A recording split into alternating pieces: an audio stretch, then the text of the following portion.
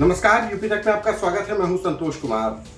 आज फिर मैं हाजिर हूं उत्तर प्रदेश पुलिस की कुछ अहम जानकारियां लेने, लेकिन इस बार जानकारी उस कानून व्यवस्था की समीक्षा की है जिसकी मुख्यमंत्री योगी आदित्यनाथ ने अपने दूसरे कार्यकाल में सबसे लंबी समीक्षा बैठक की। इस समीक्षा बैठक की कुछ बहुत अहमियत भी है। वजह कि ये पहली बार था जब जिले के कप्तान फटकार खा रहे थे और मुख्यमंत्री की इस डांट को थानेदार सुन रहे थे। कई थानेदार खुश हो रहे थे कि साहब हमको बहुत डांटते हैं, आज साहब की बारी। बहरहाल मुख्यमंत्री योगी आदित्यनाथ ने सोमवार करीब 3.25 घंटे तक की समीक्षा बैठक की। वीडियो कॉन्फ्रेंसिंग के जरिए प्रदेश भर के सभी जिलों के कप्तान की रिपोर्ट उनके पास थी। किसने किस अपराध को कैसे नियंत्रित किया, अपराधियों पर क्या कार्रवाई की गई, हर जिले की रिपोर्ट मुख्यमंत्री के सामने पड़ी थी। ऐसे में साहब लोगों के सामने जो दावा करते हैं कि हम तो कानून व्यवस्था को बना करके ही रखे हैं, हम रामराज्य ले आ रहे हैं, मुख्यमंत्री के मानकों पर हम ही एक अकेले कप्तान हैं जो खड़े उतर रहे हैं, बाकी तो फिसड्डी हैं, उन सब की क्लास ली गई। और सबसे ज्यादा शुरुआत तो अंबेडकर नगर वाले अजीत कुमार सिन्हा साहब की ली गई। वजह अंबेडकर नगर में छात्रा का दुपट्टा खींचने की घटना से मुख्यमंत्री बेहद नाराज थे। दरअसल मुख्यमंत्री योगी आदित्यनाथ की दो ही प्राथमिकताएं हैं। पहला, नारी संबंधी अपराध, जो महिला संबंधी अपराध हैं, उन शोधों, उन आरोपियों के खिलाफ सख्त कार्रवाई, ऐसे अपराधों पर नियंत्रण। और दूसरा, गो तस्करी। इसको लेकर के मुख्यमंत्री बिल्कुल कभी किसी अफसर की कोई दलील नहीं सुनते अगर किसी जिले में घटना ऐसी सामने आई। और अंबेडकर नगर के साहब इसी घटना को लेकर फंस गए। अंबेडकर नगर के एसपी अजीत कुमार सिन्हा से साफ तौर पर मुख्यमंत्री ने समीक्षा बैठक में डांट लगाते हुए कहा कि अगर लखनऊ वाले निर्देश नहीं देते तो आप तो आरोपियों को माला फूल लेकर के इंतजार कर रहे थे कि वो आएंगे, हम पकड़ लेंगे। अफसरों को साफ निर्देश दिए गए कि लखनऊ में बैठे अफसरों को अगर जिले के कप्तानों को आदेश देना पड़े तो फिर जिलों में बैठने का मतलब क्या हुआ। और ऐसे लोगों को मुख्यमंत्री योगी आदित्यनाथ ने साफ निर्देश भी दिया, चाहे वो जिले का कप्तान हो या थानेदार। साफ कह दिया गया है कि थानेदारी तो जाएगी ही, कप्तानी तो जाएगी ही, नौकरी से भी हाथ धो बैठोगे। सरकार के पास स्वैच्छिक सेवानिवृत्ति यानी वॉलेंटियर रिटायरमेंट स्कीम भी उनके पास चल रही है, यानी उनकी नौकरी भी जाएगी, थानेदारी जाएगी, जिले की कप्तानी जाएगी और जरूरत पड़ा तो विभाग से बाहर भी किए जाओगे। अंबेडकर नगर के बाद जिस कप्तान साहब की बारी आई, जिस पर मुख्यमंत्री नाराज हुए, वो थे हाथरस के एसपी देवेश पांडे। गोकशी की घटना को लेकर मुख्यमंत्री ने नाराजगी जताई कि भले ही गोमांस पकड़ा जा रहा है, लेकिन गोकशी तो जिले में हो रही है और यह हो कैसे रही है, यही मुख्यमंत्री की नाराजगी का कारण था। अंबेडकर नगर, हाथरस के अलावा करीब दर्जन भर जिले थे जहां के जिलों के कप्तानों से नाराजगी जताई। सुल्तानपुर में डॉक्टर की हत्या को लेकर के नाराजगी जताई, उससे पहले एक हत्याकांड को लेकर के नाराजगी जताई कि आखिर अपराधी पकड़े क्यों नहीं जा रहे। करीब दर्जन भर कप्तान मुख्यमंत्री के गुस्से का शिकार हुए और इनको अल्टीमेटम भी दिया गया कि सुधर जाए, वरना कार्रवाई लखनऊ से होगी तो भारी पड़ेगी। जिलों के कप्तान के बाद पुलिस कमिश्नरों की भी बारी आई। पुलिस कमिश्नरी में प्रयागराज कमिश्नर रमित शर्मा को लेकर के भी नाराजगी के शब्द निकले। रमित शर्मा की जब रिपोर्ट मुख्यमंत्री के सामने रखी गई, उससे पहले डीजीपी ने एक प्रेजेंटेशन दिया।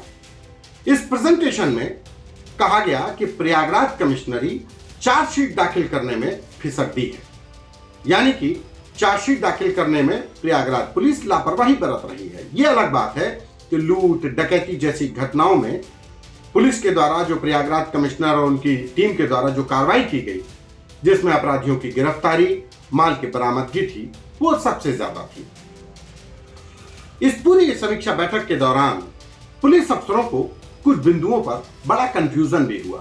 कंफ्यूजन इस बात का कि अपराध नियंत्रण हो रहा है, अपराधी पकड़े भी जा रहे हैं, अपराधियों से माल भी बरामदगी हो रही है, लेकिन चार्जशीट दाखिल करने को लेकर के कुछ जिलों की रिपोर्ट ऐसी भी आई जिसमें वो 100% यानी कि वहां पर हर केस में चार्जशीट दाखिल कर दी गई।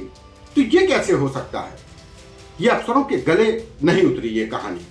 यह प्रेजेंटेशन में जो डीजीपी विजय कुमार ने प्रेजेंटेशन दिया, उसमें एक बिंदु यह भी था कि कुछ जिले ऐसे हैं जिनका 100% चार्जशीट दाखिल की गई है, तो ये कैसे हो सकता है, क्योंकि अगर कल कोई एफआईआर दर्ज हुई है तो 24 घंटे में चार्जशीट कौन दाखिल कर रहा है? ये एक बड़ी बात है। बहरहाल कुछ कंफ्यूजन का स्टेट भी रहा। इसके बावजूद मुख्यमंत्री के सामने प्रयागराज कमिश्नर ने एक बेहतर पुलिसिंग का प्रेजेंटेशन भी दिया। पूरे उत्तर प्रदेश से 2 ही कमिश्नर को अच्छी पुलिसिंग के प्रेजेंटेशन का मौका भी दिया गया, जिसमें सीपी नोएडा लक्ष्मी सिंह भी शामिल थी। लक्ष्मी सिंह के द्वारा जो पुलिसिंग के लिए प्रयास किए गए, हाल ही में जीपी मोटो को लेकर के जो आयोजन किया गया, उसमें पुलिसिंग का जो अरेंजमेंट किया गया उस पर यह प्रेजेंटेशन था, उनका प्रेजेंटेशन दिया गया। उसके बाद प्रयागराज पुलिस कमिश्नर रमेश शर्मा ने अपना प्रेजेंटेशन दिया। रमेश शर्मा का प्रेजेंटेशन कटिहार गैंग का था, जिसमें बताया कि कैसे कटिहार गैंग सीतापुर प्रयागराज में लूट की घटनाओं को अंजाम दे रहा था और कैसे ये गैंग अपनी मोडस ऑपरेंडी को अंजाम देता है, कैसे काम करता है, और इस गैंग को पकड़ने में कैसे सरकार के द्वारा जो सीसीटीवी लगाए जाने की योजना ऑपरेशन त्रिनेत्र शुरू किया गया, उससे मदद ली गई। दोनों ही पुलिस कमिश्नर को 3-3 मिनट के प्रेजेंटेशन का टाइमिंग दिया गया था।